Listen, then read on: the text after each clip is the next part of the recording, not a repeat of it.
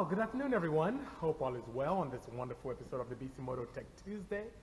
Thank you so much for joining me. I'm surrounded by some beautiful cars here, which is pretty cool. I have the new 2020 Karma Revero GT, won my heart over. I have the Bisimoto K3B there, the slant nose, the Odyssey, quite a bit. Hello, R35, Dawson Field, hello as well. And for those of you on YouTube, thank you so much for joining me in this opportunity to provide an archive moment for everything on Tech Tuesday that goes up and stays on for prosperity. And for those of you on the networks, I'm recording right now for all the cool podcasting. Thank you so much as well. Jason, good seeing you. Danny GSR, thank you for the kind words. XS Car Night, I will be seeing you soon at your event. Darren, hello. AJ Thompson, AJ, you would like this car. This car is really cool. See that little silver thing right there? That's an exhaust. It's an exhaust on an electric vehicle. And I'll talk all about that in a moment, you know? Pim R98 says the car behind me is amazing. It is. Hello, Dave. Storage sale. Oh my God, Slightly 930, my favorite. Yep, it's right there. good taste you have there. Ideally, it's good seeing you. Ibar, good seeing you as well. Good evening. I am fantastic, AJ. Hope things are well for you across the pond in Europe. Hello, Goats. Good seeing you. Worm, good afternoon. Karma, Automotive. Thanks for joining us this afternoon. Hello, Ibar. Mig Fig Travels, good seeing you. Thank you for the kind words, for saying I'm an inspiration. Good evening, Aden Good, long time no speak. Hope all is well. Hello, Chatty Fuchs, good seeing you. Thank you so much for joining as well. Hey, Hetty, should be getting some wonderful things done. We're past her birthday weekend, and I hope you had a great one indeed. Tell us more about the car, says Pim. I'll be more than happy to. As Anthony JDM Star says, I'm so nice. Now, when I first, because I get a lot of cars from manufacturers, when I first had the opportunity to experience the Revero GT from Karma, I didn't know what to think. Because, you know, it has a very storied past and so on and so forth. Hello, Sam, good seeing you. Mexico's in the house, courtesy of Penny, good seeing you as well. Yeah, the Civic Wagon is back there. You can see it right there. The hood is right there in the corner, which is good. Now, because I'm a crazy car guy and I love going fast and having a good time and so on and so forth, and I'm very big on efficiency as well, this thing, this Revero GT, Karma really outdid themselves. So let's talk about some of the numbers here. Now, in terms of battery power, it has lithium ion, of course, about 28 kilowatt hours, which is fantastic. The motor itself, a beautiful electric motor with 100% torque at 1 RPM going up, very efficient, manufactured by them as well. It's like a 400 kilowatt motor, which is about 536 horsepower. So the thing has nice get up. Now the cool thing is that this is known as a plug-in hybrid. So what does that mean? It's an EV that you can plug in. I get about, what I've seen, about 81 miles per gallon, 81 mile range, which I have extended because I'm very good at using regen, and it has different levels of regen. It has like a regen 1, 2, and 3, and 3 is the most aggressive where I let off, and it really slows the car down. And what I notice as well, because I'm crazy, is that when I slow down regen, my brake lights come on, which shows that this company cares about safety. And speaking of a safety, man, this thing is chock full of safety devices, chock full of fail safes. It has lane departure warnings, has the ability to let me know if I'm misbehaving with speed. It does something very cool as well. When I'm about to park, because you see it's a beautiful, the car is gorgeous, right? Has this very long nose, which is very European. Reminds me so much of the old Jaguars and even my own Viper. But you know, the problem I have with the Viper is when I want to park, I can't quite tell where my nose is. But with this, it has a very nice screen in the front. And the beautiful thing about that nose is it has a camera. So if I'm getting close to like a pillar that stops me in the front, it shows me how far I am and where I'm looking at, which is great. If I'm getting close to a vehicle in front of me, it'll also come on, which is very fantastic. It has an aerial view, which is very clever as well, to show me what's around me when parking. It is amazing, and the thing is so luxurious. So Anthony JD is asking, can it beat a Tesla? Now, if you're trying to do a quarter-mile drag race with a performance series, maybe not. But this thing has some get up as well. It definitely does. And one thing you don't have to worry about is range anxiety. Whenever you utilize all of the electricity, it has a built-in petrol engine in the front, which sounds pretty good as well, which does a great job in continuing to feed electricity to the electric motor. So you can drive from here to Vegas and not have to worry about stopping at a superstation or anything of that nature, which is pretty cool. And it has the capability of charging right now. Sorry for you guys on the podcast, you can see it, but right now, as you see, I have a J1772 plug right here that I have in the office I'm charging with. So it allows me to charge it. And why is that so important? What's cool about that is I can charge at home, drive to work, charge while I'm working, and go back and never use an ounce of petrol. As a matter of fact, if I play my cards right, I can go for 2 years without putting petrol in this. How cool is that? SXS Kellen is saying, wonderful to hear the feedback on Karma. It was great seeing you Sunday. Thank you so much, SXS. Who was from Supercar by the Sea, which is wonderful. Great event where I had the K3V and the Karma out there, and people loved it. AJ Thompson says, my sort of electric car, it's really cool. Oh, RSX, or actually more, my good friend Terrence says, that's how our fire truck will be. It has a diesel generator, yes. And this is a proper generator as well. And the generator has almost 200 horsepower, which is awesome, right?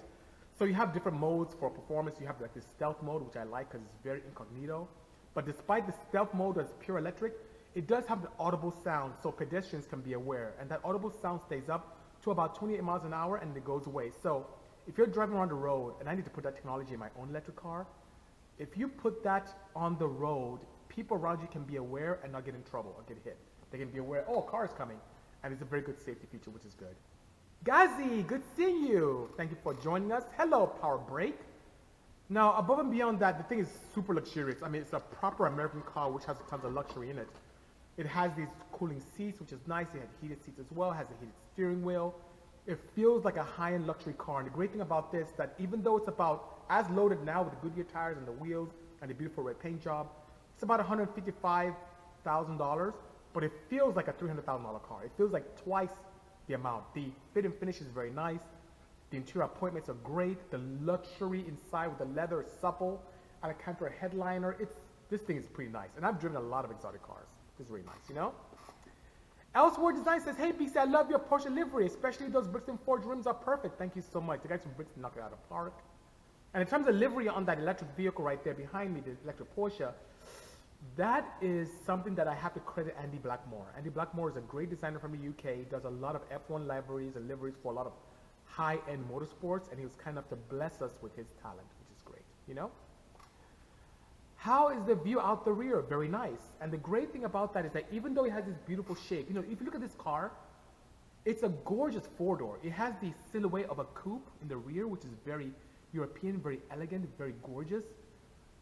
Lots of carbon fiber appointments as well, but the view out the rear is very nice. And if you need more, it has a very nice opportunity in the dash to show you with a very nice infotainment system anything that you may be missing. And above and beyond that, speaking of missing, I love data, and this thing shows me everything. There's a little data mode where I can look at all the gauges, and it shows me everything from consumption that I'm using with the vehicle. It shows me everything from voltage, high and low. I can select yaw and pitch. It's really cool. And Marky Mark is asking, how's the sound system? Really good. I don't know who makes it, but it sounds like a club in there. It's really... You guys did a good job, Karma. The sound system is ridiculous. Much better than some of the hybrids and EVs I've driven. They put a lot of effort into the interior, and even the grille. Everything is so nice. It's really nice indeed, you know? Hello, Hot Wheels. Thank you for joining us. Thank you so much for participating in this Tech Tuesday this afternoon. I appreciate that. I have really been misbehaving recently, and I mean that because I'm a diehard petrol guy. Petrol head from day one. Honed my teeth in small displacement, high RPM engines, and then now with the exposure of what Karma has shown me and some of the stuff I've done with my own EV cars. And don't be surprised if I start building some of these cars in the future utilizing these motors from Karma. The motor is pretty efficient and has a very nice sound that's almost interstellar in nature, which is pretty cool, right? Hello, Raphael. Good seeing you. Y'all should be building a crazy-ass Urus, says Swag Pie Pen. Thank you so much. I actually have flashing capabilities for Urus, so yeah, by all means. I just don't have a relationship with Lamborghini yet. Keyword yet. How's your Honda Odyssey? Asks Alexi Cool 45. Well, you can see right there with the little, I'm pointing at it right there with the little cargo thing on top. It's right here. We just washed it last week. Had some drives around. It's pretty cool. Hello, Africa, Mr. JMJ. Thank you so much for the photos supplied. James is my very good friend, best man at my wedding, and my very, very dearest friend since the 90s. So we've been through a lot together, which is great. He actually was instrumental in getting me into the sport compact scene. Him and Worm Taryn, who's right here, was the first guy I ever raced. James, the person who taught me how to install engines, and he was a diehard rotary guy. He had a 13B. I think he had a Bridgeport, and I think he had an FC at the time, which is pretty cool.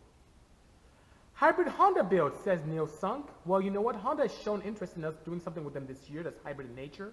But Honda also got me into the hybrid world. So I don't think you can see it, but I'm pointing right there to a black CRZ. That's the first car we ever did from the manufacturer. And we took a hybrid CRZ from Honda, which I wanted to swap in a K, but thank God they convinced me not to do that because it opened my eyes to focus on petrol engines and efficiency and combine that with electric power through an integrated motor assist. And we took that hybrid up to 533 horsepower, which is great, you know? Recently, I had to try to get my hands on that 997 shell for an EV swap. It was stolen right before I bought it. Oh no, are you serious? I'm so sorry to hear that, Storage Cell. That's unfortunate. I hate thieves, I really do. Electric Super Rally car. You know Sid Dart? I've seen something that was a rally vehicle. I don't know if it's a Subaru chassis, but one of my friends from Dime, the owner of Dime Hoses, sent me a link, and that thing was fast. It was an all-wheel drive, full electric rally car. And the thing sounded bananas. It was just mental, which is pretty cool, you know? Hello, Seni Carbon. Greetings, Tito SST. D-O-double-L-G. I think so. Thank you so much for the kind words, D-O-double-L-G. Appreciate that. Hyoto Maestro. Good afternoon. What's up with you? Marky Mark 2TM says, I like you. I like you. Love efficiency. Speaking of efficiency, what would be the most efficient engine to put in my 240 SX drift car? Should I stick with petrol engine or go EV? I'm telling you, it's really like the blue pill and the red pill in Matrix. And the red pill is opening your eyes up to the EV world. It's pretty bananas. Like I said, I'm a diehard for many years petrol guy. Didn't want anything to do with EV or hybrid setups. I wanted to smell, the feeling, the vibration, the sounds, the anti-lag, the flames of petrol engines. And I made the mistake of experiencing a hybrid, and then now with Karma and building my own EV vehicle, which I'm tempted to start using Karma technology in the future as well. It's crazy. Efficiency, immediate torque, enjoyment, reliability, less moving parts, less maintenance. No maintenance, to be honest with you, and battery technology continues to get better and better and better. The lithium-ion batteries are getting more cost-effective and getting much more efficient and lighter. I mean, even my own EV is like 2,600 pounds, which is amazing, and the fastest thing I've ever driven. So it's fantastic. What about both, like the Acura NSX? I like that very much as well. So I think Hedi's still here. We got some NSXs from Acura and took it to the local drag strip, and Hedi was spanking bone stock NSX, beating, I mean, Hellcats and all-wheel drive drag Subarus and Civics and a Lambo, and it's bone stock because it allowed for the combination of electric motors to get that immediate torque off the line with launch control, and then seamless transition to the petrol engine with the twin turbo V6, and you had the sound and the efficiency and the gas mileage, and once again, just like this car here, no need for range anxiety because whenever you're out of the juice, the EV juice, you have the opportunity to play around with petrol, which is great. And having a generator on board with this is really great. Man, I don't know, Karma, you guys have messed me up. I really love this car. I like it a lot, you know? We're more into German motoring in South Africa. You're more of a JDM guy?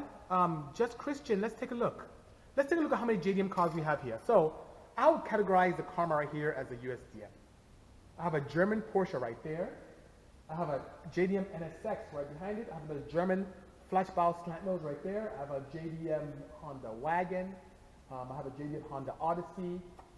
We have a twin turbo Cayman right there. I have a 912 67, the oldest car in the shop here right behind me. I have a Dodge Viper, an American offering. I have a Boxster there, a Hot Wheels Boxster on the lift. A blue Porsche there. We have probably more German cars here than not.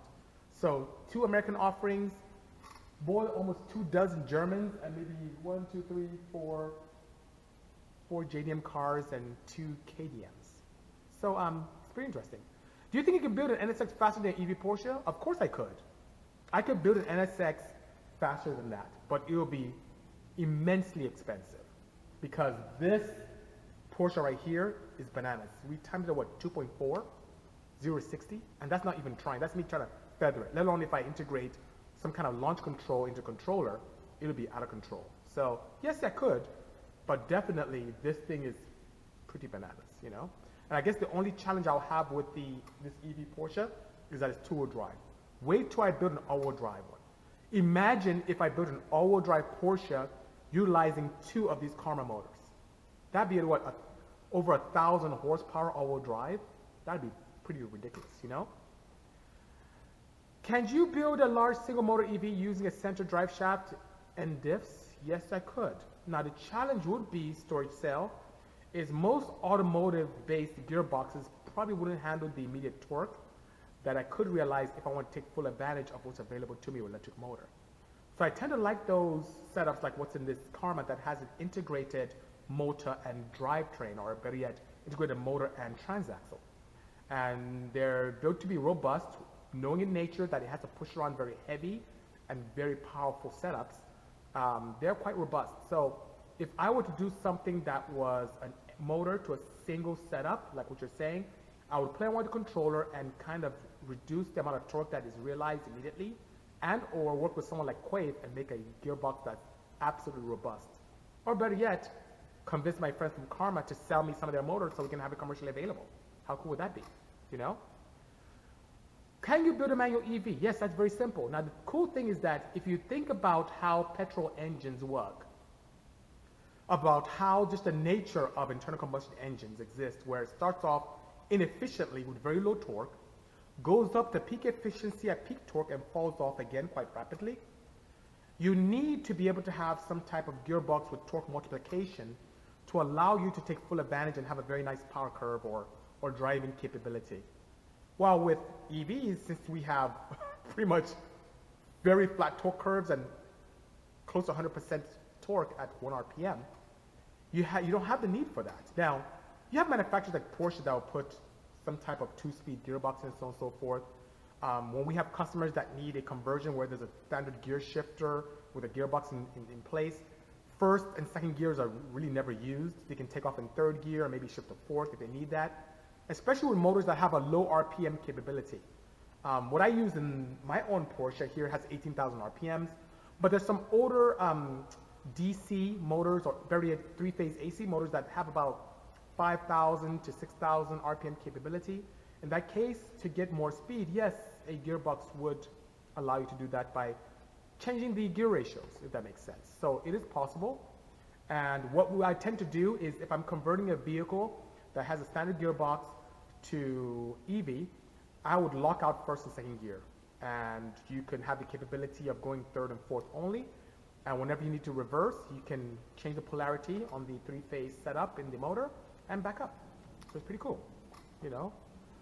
What's the ET that a Karma can run? I don't know. So Karma Automotive, you're here. Let me know if I can take this to the drag strip next time and see what kind of times. And maybe you, my friends, can join me and see what it does, you know.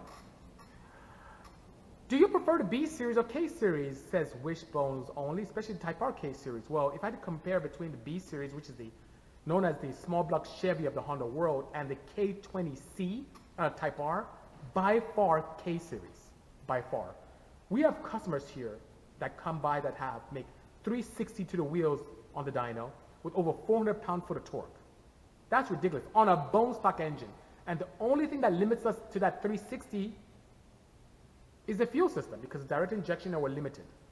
Now, a B series, I couldn't do that reliably. It costs a lot more to be able to get a B series to do that. So a B series was great for its time, but nowadays, you can't go wrong with a K, sir, by all means, you know?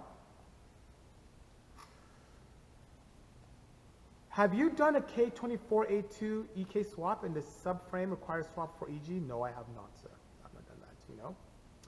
Do tunes void warranty? Yes, it can.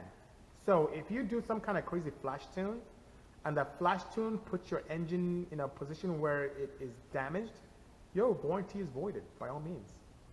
Do you still sell parts for H series motors? Not that many. Right now, I think I have some clutches in stock, some valve train components, some head gaskets, flywheels. I think I have a couple flywheels here. But I'm starting to dwindle down that as it's being kind of a little bit of old technology. So I'm starting to dwindle that down a little bit, you know? Do you prefer K-Series to drive as well? Absolutely. I mean, think about it, especially my road race guys, right? So for many years in the Honda Challenge series, we had access to B16s and B18s, and you're not allowed to really do crazy mods. So the average B series will come here and do 150 to the wheels, 170, 180, will kill itself to get to 200. But we have bone stock K series, K24As, that will do what? 230 to the wheels stock. So that being said, even for road racing with a factory engine, and you know, think about it.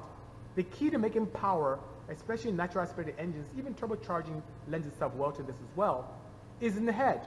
So K-series heads flow so much better than the B-series or the D-series, and that's where the power lies. Even when you compare the B-series, a B16 to a D16, even though they have the same displacement, the reason why the B16 made more power is because the head flow much better, and the valve train lends itself very well to that power potential. A VW60's big with the BC treatment would be bananas. All-wheel drive with twin turbos. I agree, especially if I had the capability of going with some billet blocks, because some of the older B-dubs were kind of weak, but you have guys like JC and there's other shops out there that did gears, and all these guys who did wonderful things. Even Powder, they honed their teeth in VW air-cooled setups using billet blocks. You can make a lot of good power with that, which is pretty cool. Thank you so much, Bob Boy 2018. Thank you. I believe that. Thank you so much. I should say. You know, B18 C6 for life says wishbones only. I agree with you. If that's what you like, no problem. But the manufacturer, American Honda, has come a long way from the B series times. You know. What about a Frankenstein D series? Single cans put out some okay power. Well, Eric 13 Arevalo. The D series is pretty much what made me. I did, 12.6 years ago with a streetable car that I drove to college every day. Finally got the D series to run 10.7 all motor. I put up some charts here on Instagram before where I showed the kind of power potential a D series could make. We made 230 to the wheels. How many, Danojet, how many years ago? Like over 15, 20 years, almost 20 years ago. So there's a lot of potential with that, but the challenge with the D series, once again, is the head. For me to make that kind of power, for me to make north of 200, my head was significantly modified. And I ran up to, what did I run then? 18.4 to 1 static compression with some huge camshafts. It wasn't easy to make a power, and it's pretty expensive, but it can be done. Done right, the D series still can be an engine to be reckoned with, but there are many other solutions out there that give you a lot more bang for buck, especially now in the advent of technology. Are you bringing back the Insight? Yes, I am. Hey, Insight, it's over there. And I think we're working with Hoonigan to cover that build, bring it back, which is pretty nice, you know? M5 V10 with ARP hardware with a crank hold. It depends on how much power you're going to make, sir. Craziest way to crack out a 987 Boxster? By twin turbocharging it. 18 to 1 or what? No, 18.4 to 1. That taught me having, Trom did the pistons for me, having such a high compression opened my eyes up to core shift in heads for D series, and the fact that Honda built these cars really as econoboxes, and the head combustion chambers are not exactly the same. I mean, I could make the pistons and digitize one cylinder and it would hit on the other cylinders. I had to literally by hand massage each piston dome to actually fit perfectly in each combustion chamber, which is pretty interesting, you know? My K24A with a build and turbo is 635 horsepower. That's fantastic, you know? So what do you recommend for 750 to 800? Clean DC2 GSR? Please ask me the question again, because I kind of missed what you asked earlier, you know? What about LS swapping in the 93 Saturn? I'm not against that, because guess what? They're both GM-based opportunities. So the LS is GM engine, Saturn was a GM, have fun. I'm a huge advocate of remaining within marquees, which is pretty cool, you know? Got to get that fat quench. Amen, Marky Mark. You're absolutely correct, you know. Did you get a chance to look at the R&D credits? It's James from Layton. Haha. Hello, James. Yes, I did. I'll send you an email hopefully today, no later than tomorrow. How much power can a 9912 C2 turbos handle? Is it safe to ECU flash it? I plan to own it for life. Yes, it is. So ECU flashing is the way to go from a reputable source. If you're local, I can help you with that. All flash tunes are not created equal. Some of them are just done on the bench. The ones we do are verified on dyno. So it depends, but you can push it very nicely. If you plan on going more than 120 horsepower, you will need to upgrade your turbos. What about your Pro Stock stitch? Yes, right there. It's going to stay single cam. I'm going to stay with an F22A, put it back together, and hopefully I can carve out some time to go racing. That would be pretty cool, you know? What do you do in your shop? That's kind of a broad question. If you're asking what we do as a company, we do quite a few things. So we work with major manufacturers to build cars for those auto shows. So those cars that you see at, let's say, SEMA and LA Auto Show, New York, Chicago, we build some of those cars for manufacturers. We also help promote vehicles for major manufacturers to create an opportunity where they increase appeal. Above and beyond that, we also work with companies like EA to build cars for them for the game franchise. And you see that little yellow right there? That's a car that we're building for Hot Wheels. So it's to build cars for big companies like that. As a hobby that turned into something I really enjoy, I also tune cars. So right here is my dyno cell. Here's my little Dynapack dyno. I used to tune cars as well. We also design and develop and sell parts to the public as well. What I do, if you're asking what I do here in the company, I do a lot of the R&D. I do a lot of testing. I do a lot of design and failure analysis, which is a very clever way of saying I get to blow things up and see how good they are and why they blew up and how to fix it again. It's pretty cool, you know? Thank you, Boosted GD3 for me. I appreciate the kind words. I don't know how y'all single jingle guys do it. Well, Barry Bree 710.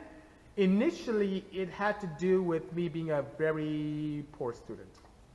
And what does that mean? When I was in school, I loved racing. I loved cars. And both James and Taryn can attest to this. I worked part-time at a Circuit City to make ends meet. I was going through school, and I wanted to have a lot of fun, and I couldn't afford to do a B-Series swap then, which is about $6,000. So I stayed with my D-Series, use my engineering background to be able to modify my car accordingly and help design parts and find partners that can bring my designs to life, and kept chipping away at it and getting faster and faster and faster, and that's what allowed me to do what I do today. Now, the one thing I did not do was buy cheap parts. I never did that. If I wanted an MSD 6AL, which back then was the ignition to have, I wouldn't go find something that's cheaper and try and cut corners. I would actually save up money and buy the proper parts. So despite the fact I had a D-Series, I used quality parts in my D-Series by saving up and making sure that I chose the right parts. And that allowed me to be very successful. Boosted GD3 for me says, my EK requires an AEM Infinity standalone. Well, we can help you with that as well because we are distributors for AEM. And here comes Worm, RSQ Fixer says, we ran the streets, yes. And guys, see, Taryn is a very bad influence because he helped me street race and he protected me a lot. Him and John protected me a lot. There were times I went to the street races and I ran my CRX single cam and I'd win, and if the people didn't want to pay up, Taryn and John would tell me, BC, just go ahead and drive home. We'll take care of it. And I'll leave, and Taryn will get my money. I don't know, Taryn, what you did or how you got the money from them, but Taryn always got us paid. I got the money. Taryn helped me get through school. So I don't condone street racing. I was very naughty, but we had a good time, as James said. We had a good time back in the day. It was good, you know? Andrew's asking, what's the pink card? That is my Porsche 935. I'll try and, sorry for you guys on YouTube, but I'll try and raise this up. So you see it? That's it right there. That is my first Bisimoto EV car. So that vehicle is the first car that I ever built that was full electric, and the most terrifying, fastest thing I've ever driven. It's pretty crazy. Terrence said he pleads the fifth, you know? Oh my goodness. Thank you so much, Andrew. I appreciate that. Cocaine, caffeine, morphine said, I'll visit your shop. Sure, if I don't have anything secretive here, you can visit, but if we have some OEM project that's kind of hush-hush, we can't allow people back here. Your friends will shake down others if they refuse to pay. You're awesome. I don't know what they did. Maybe you can hit up Taryn Rescue Fixer right here. I don't know how they did it. I was just this young African student who had a fast car that won a lot of races, and you know how people would just talk and not pay? Well, Taryn and John and James got my money. I don't know how they did it. They just said, they didn't even want me to see it. They asked me to leave. They say, BC, you know, having this drag shirt on, I love drag racing. They say, BC, just go back to the house. We'll come and see you later. And they came up and had my money. It was pretty cool, you know? So you don't drive it fast anymore. Which car are you talking about? If you're talking about that, I do. But I don't know if you're talking about my drag car. Let me know. You're a hooligan. Not anymore. I'm a good guy. Believe it or not, my facility here is in Ontario, right? And I actually saw a mishap here in Ontario. I came to the street races out here in Ontario, which is big. You know, one thing that really messed up the scene for us was that movie Fast and Furious. Because before that, we didn't have any problems. We street raced. It was fun. It was exciting. I hope there's a statute of limitations with this, Taryn. Anyway, we did this wonderful thing, and it was fantastic. And when the movie came out, we noticed that people who had no business street racing started doing it. And then people started getting hurt, and then we started with problems, and then task forces started coming out. What's even crazier is that some of the guys who Terry, you remember this, right? Some of the people who raced with us were even police officers. There were officers who off-duty would race with us. They had Chevelles and, wow, they had Corvettes, Barracudas, Pintos, Mustangs, even the occasional GNX. It was awesome, you know, but when the movie came out, it went mainstream and people were just misbehaving. And so I came to Ontario and I saw a mishap. I saw someone actually crash and it's possible that person died. And that was it. Cold turkey, I stopped. That was it. I stopped, and from then on, it was track only. And Taryn had his own car, and then John was my crew chief, and Taryn helped me out the track, and we had a great time racing all across the country, and it was good. But now we have families, you know. Were you part of making the film? No, not the first one. I was not part of that at all. I think they used my car in Fast and Furious 6. They used a blue Porsche, but no, I had nothing to do with that movie when it first came out, you know. Danny GSR says after the movie it was nuts, shootouts and car thefts. Yeah, it got crazy. It's just a culture that was so cool and down to earth and on the DL and it was safe.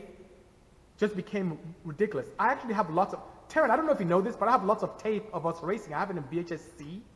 I need to convert that to like digital and like stop posting them. Because I don't think we get in trouble now. That was like what, 93, 94? So, yeah, we used to race by the warehouse. Yep. Cocaine, caffeine, morphine. Yep. Susanna. We had opportunities to race out in Wilmington, Compton, Sylmar. It was pretty cool, you know. What do you think about building a D17 motor? I prefer the D16A6, only because I like how the oiling passages are, and I like the valve train of that engine compared to the D17. Do you like the new Top Gear or the old Top Gear with Jeremy and the gang? I like both. They have a different take and chemistry to them. I like both, actually, you know. Dude, California, check your state law first. That's a good idea. I think I will. In your spare time, you can do analog to digital conversions. Maybe I can. VHS is as far as old folks, yeah. Not only do I have VHS, I have VHS-C. So when we filmed, I had this large, I'm telling you, the camera was like this big. It was a big camera with a little tape that went inside of that tape, which is pretty crazy if you want to play back. Guatemala, found your work. Thank you, Nanilo84. A good friend of mine, Barry Meza, who owns Trom Pistons, he is from Guatemala as well. And a very formidable opponent when racing back in the day, Eric Aguilar from Eric Racing, is also from Guatemala. So I know some good people there, you know. Do you know L's Motorworks? Man, of course, from way back in the day. Of course. I wonder if he's still around, because I used to see L's license plates everywhere, but I don't see much of it, you know. Cocaine, caffeine, morphine, call me for converting. You know what? Send me a DM, maybe I'll do that. Because I have, honestly, maybe at least 15, maybe 17 tapes. I need to do that. Did I have a Chevy car VHS rewinder? No, I didn't. But I had a handheld one that, not handheld, but the desk one you can plug in. I had that, you know. Spooling Up says, I'm the greatest of all time. Thank you so much. Appreciate that. Following from Barbados says JMRC. Do you turn on Honda S200? Not anymore. Not S2 or not S1. Typically S300, Flash Pro, so on and so forth, you know. Can an AM EV controller do multiple display screens, or is there a 12-inch wide AM screen trying to digitalize classic gauges? Says Corvote. So yes, Corvote, to answer your question, the AM net CAN interface allows you to daisy chain multiple screens. So you can get a multiple of the CD5 or CD7, which are 5 or 7-inch diagonal respectively. And you can daisy chain them and have them display different things. So let's say you have a gauge pod in a Corvette or a Porsche that has multiple openings. You can actually have digital screens behind them and assign nice little elements to each one. So you can do that, you know. Shout out from East LA. Mad love and respect, says Eric. Thank you so much, sir. Good seeing you as well. Have you seen the Cannonball run with the E63? No, I haven't. I have super blinders and focus on.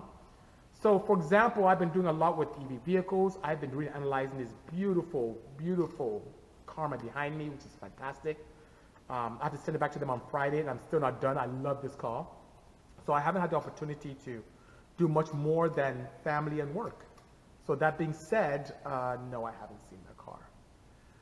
BC's the man says, Bugsy's Vapors. Grew up reading about him in Super Street Max. Thank you so much. Super Street was very kind to me. Super Street, Turbo Magazine, remember that? Sport compact car. They covered the build of the Insight, Honda tuning. There were a lot of magazines, even Drag Times. There was so much out there. And for those of you who may remember, TMR, even the small one, I was in the front page when you open up, talking about fastest times, and sometimes I get knocked off and I get back on the time. It was a great time to break records and all that good stuff. Physical Karma is one of the saddest stories in EV world next to EV1, a future that never was. But you're right, Corvolt, but you know, despite that, Henrik Fisker and also the company that acquired the Karma name, they're still doing great things. I know Henrik is still doing the Ocean, and then Fisker is doing great things here with technology. I am very impressed with their battery technology as well and their motors. And Corvolt, I am so impressed with the Karma motors. I'm going to beg them when I go back on Friday. I'm going to beg them to please give me access to their motors. Because nothing would give me more pleasure than to incorporate technology. You know, this 400 kilowatt motor, getting duals and putting in one of the Porsches and going to town.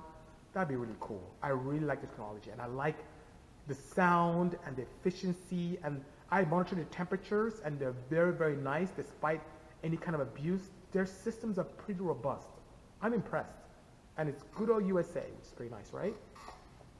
How long have you guys been in the game? Says JMRC. So Taryn, you remember, and James, we were at Circuit City. So I met Taryn and James as far back as 1993, 94. So we've been having fun with cars ever since then. I opened Bisimoto up to the public in 2006, you know? Yes, I've been in the game for over 25 years, absolutely.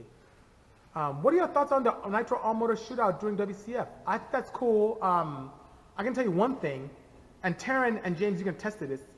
I'm a chemical engineer, and if I was allowed to do nitro back in the day, we'd be running faster times than the guys are in today. So maybe that gives you some insight on what my thoughts are. I think it's great, but I feel that there's so much more to be done there.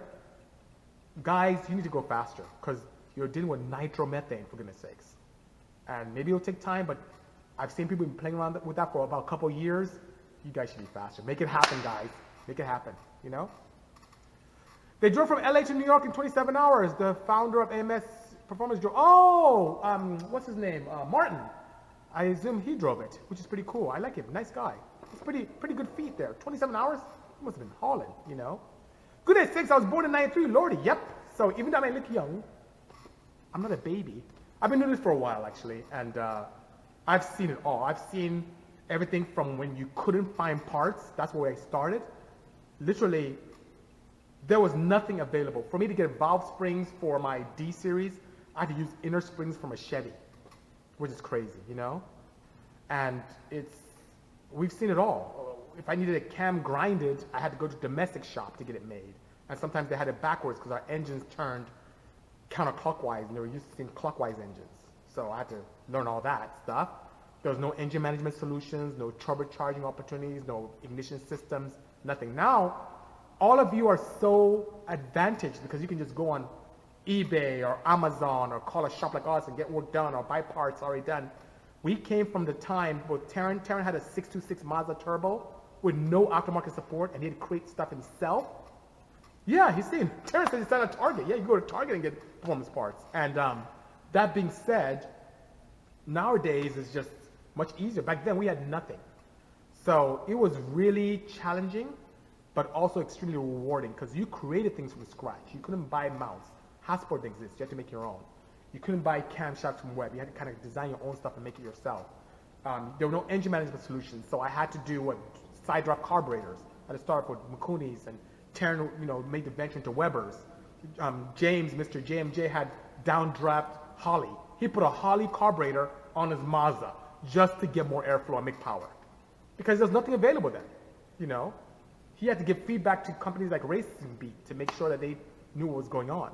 It wasn't easy, guys. You are so advantaged. You have the internet, you have Google, you can just put how to build an 800 horsepower Civic, and you have a whole recipe. Back then, we didn't have that. We didn't have that, guys, you know? Are you considering the NSX front electric motors for your Porsche EV? No, I'm not. What I'm considering, vape, if it could be, wish me luck, please. If you guys are still listening from Karma, I really like your motors. I would love to impregnate German old school Porsches with dual Karma motors. 500 front, 500 rear, that's 1,000 horsepower with immediate torque. That would be the most terrifying thing ever. I'd love to do that, you know? Slacker Girl Racing, innovative. Amen. Innovative, you know, not only is that a word that's appropriate, but there was a mount company that did that as well. Hello, Clint Town. Good afternoon. Hope all is well. Man, sounds like the Wild West back in those days. Yes, it was. And people kept their cars close to their chest. I have always been BC, meaning when people come up to me, I would tell them what I did to my car. That's kind of what created that whole Bisimoto name. That was a nickname given to me at the street races. They're like, dang, you know that guy BC with his motors? His motors are Bombay, BC's motors, BC motor. And then Bisimoto just stuck, which is cool, you know? Any thoughts on having a Tesla project car? James, I would love that, but I don't have a relationship with Tesla. If I had a relationship with them, I'd love to have a project car. I just love this technology. So whether it's Tesla that wants to work with us, or if Karma wants to do something crazy motorsport-wise, I am down. Netflix again, says Chris. So here's the thing. We did fastest car with Netflix. We did something recently. I just spoke to a very good friend, Rutledge Wood, today, and we did together the Hyperdrive show. Well, the reason why that wagon with the blue hood open right there was built was to enter the 3rd season of Fastest Car as a revenge car for the Odyssey. So if you don't, those of you who watched the Fastest Car, you saw the Odyssey, 1,000 horsepower front wheel drive, makes so much power, and once again they made us run street tires, and it just spun and spun and spun while some of my other competitors ran slicks. Not fair, right? Anyway, that car didn't do very well because of traction problems. Well, guess what? I now built a revenge car that's all-wheel drive, half the weight of the wagon, half the weight of the Odyssey, and similar power potential. So we may have that happen. If not, definitely we have some opportunity with Rutledge and his team on Hyperdrive in the future as well, you know? Thoughts on the 2JZ, a powerhouse. I love 2JZ engines. I think Rutledge is building one right now, speaking of Rutledge. And the VVT that everyone's scared of, variable cam timing, you can tune those and pick up a good 300-400 pound-foot of torque in the mid-range. It's amazing stuff. You can make 1,000 horsepower on a bone stock 2JZ. They just don't build engines like that anymore for manufacturers. It's an engine that is very, very potent. A lot of potential. I like 2JZ a lot. There's one thing I could change about the 2JZ, and it's 1JZ or 7M GTE brethren, is the head ports. Those ports are really puny. If you can combine the bottom end of a 2JZ with a free-flowing billet head, it'd be game over. Hyperdrive, no, that was a drift show. You know Slacker Girl Racing? Yeah, when we first went there, we had no idea what we get into. Saul and I went there with the turbocharged LS-swapped Z, and they didn't tell us what kind of racing it was. We saw drift cars there. We saw drag cars there. We were there more of a drag car with automatic gearbox, good power, perfect, you know, going forward thing. There were exotic cars there from AMS. We just talked about AMS and Martin's team a moment ago. And we had no clue what we were getting into. Zero. We had no idea. And then when we saw the course, we were like, uh-oh. Yeah, the drifters are going to rule this one. But you know what? The good thing is that every season could be different.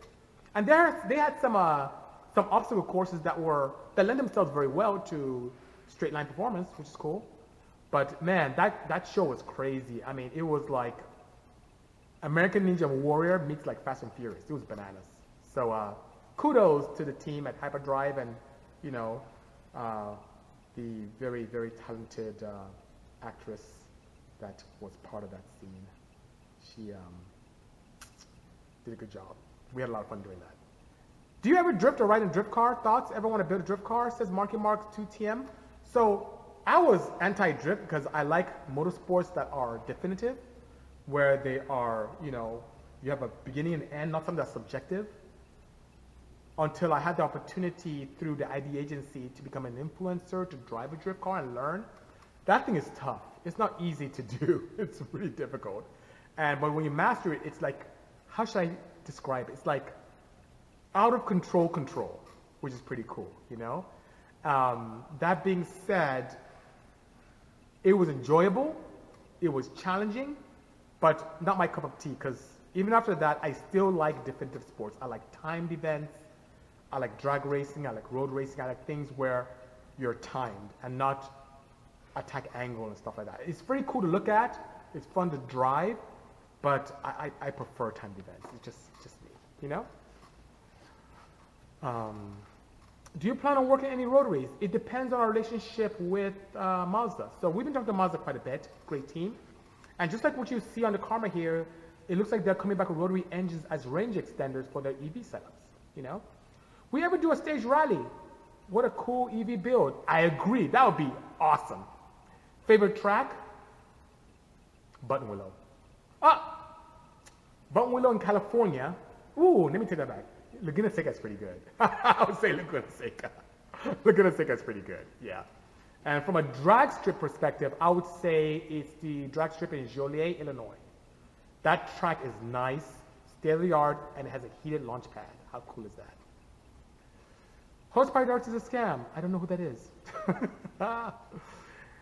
Hello, JHD. Good seeing you. Do you think that rare supercars can keep IC engines with biofuel? If you look at where the OEMs are going, to be honest with you, it looks like internal combustion engines are going to go the way of the horse and buggy.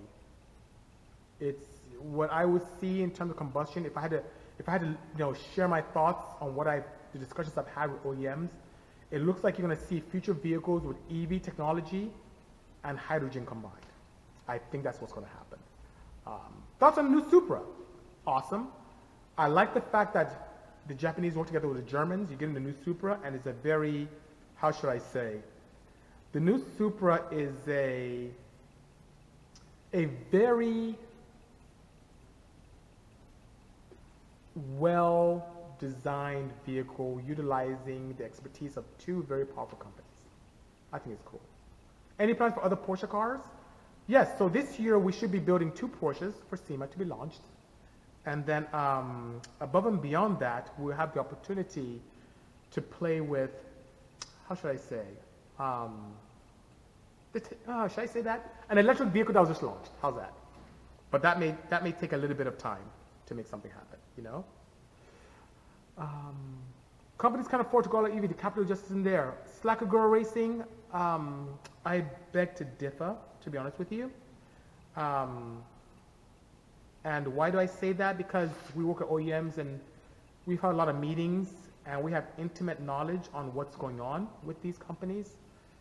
And just to give you an idea, if you have the opportunity, I'm trying to play with my recording here for my, forgive me, keep going. I'm trying to play with my audio here for the podcasting, which is misbehaving right now, so forgive me.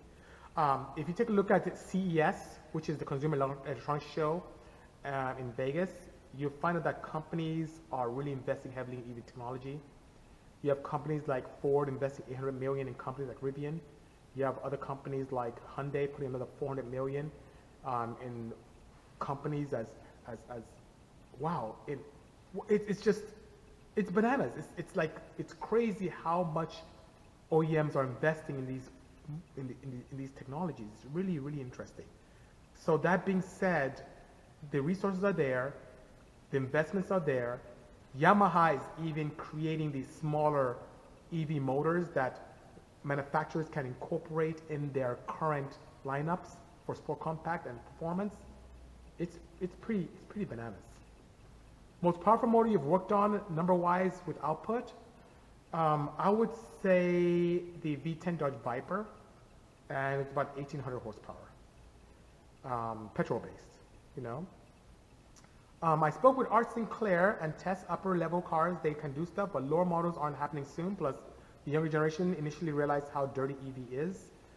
Slacker Girl Racing, once again, I hear what you're saying. I appreciate that, but I disagree with you. I really do. There are many ways to not only recycle those cells. I've seen some of the propaganda that's been shared about how dirty they are. Petrol engines are pretty dirty, and I've known that for a long time. As a matter of fact, I was so disgruntled and felt so guilty about building petrol engines that every car in here that's ICE is flex fuel. So I tend to use, I mean, I don't want to get too political with this, but I tend to use biofuels, even on my performance cars, you know. But to be honest with you, if you see what's going on at CES, there's going to be one in January 2021, visit. Millennials, the new enthusiasts are embracing autonomous vehicles like no tomorrow and refusing to a good extent in buying ICEs. So we enthusiasts, we love that stuff, right? We love that as enthusiasts. All of you guys love the ICE stuff to some extent, but the new crop of enthusiasts prefer connectivity and the benefits of being able to improve quality of life and having the freedom to do other things while transporting, where it's starting to change quite rapidly, and the OEMs are seeing that, investing in that, you know? Do more people who are invested in motorsport will adapt this new wave of EVs? And will EV motorsport become more mainstream than ICE cars? Yes. So this is the same discussion that happened early in the century when people started going from horse and buggy to internal combustion. So the question was, hey, what will happen with horses and buggies and what I foresee in the future? And this is not happening in the next decade. It'll take a little bit of time. But internal combustion will end up being more of, how should I say, more of a gentleman or wealthy person's experience. And most cars will be EV or some type of alternative fuel based, you know? Check up on Engineering Explains video on whether EVs are dirtier. He goes hard into the numbers. It's excellent. That's great, Corvolt. I will look into that. I also have my own thoughts as well and my own experiences as well. So there's a lot going on, especially, and I'm going to say one political thing and I'm going to stop. Some of the petroleum companies are doing a very, very strong job of trying to make EVs look a certain way. And that's all I'll say. Battery technology will be key. You're absolutely correct, AJ from Relentless Racing.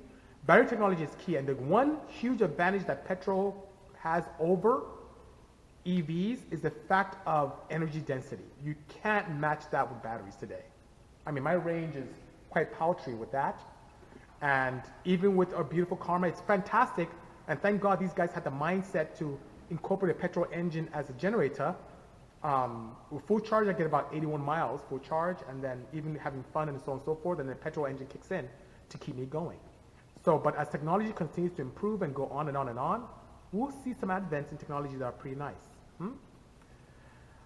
Will there be an up-and-coming electric build?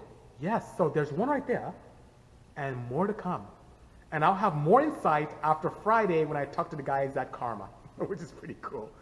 So Karma Automotive, I don't know if you're still here, but thank you so much for really allowing me to salivate on this luxury electric vehicle with a range-extending technology. I really appreciate that. It's absolutely fantastic. Thank you so much, James. I look forward to interacting with you as well. Wish me luck on Friday. Hopefully I can talk to these guys and doing a really cool project this year and using their technology to have a lot of fun. But nonetheless, keep that American ingenuity going, Karma.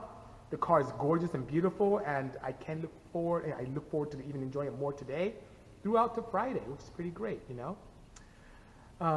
EV built a Honda Beat. We don't even have Honda Beats here in the US. But it depends on what American Honda wants to do. Anyway, guys, thank you so much for interacting with me today. Hope all is well, and I look forward to seeing you guys next week. Take care, cheers, and have a good afternoon. Bye-bye.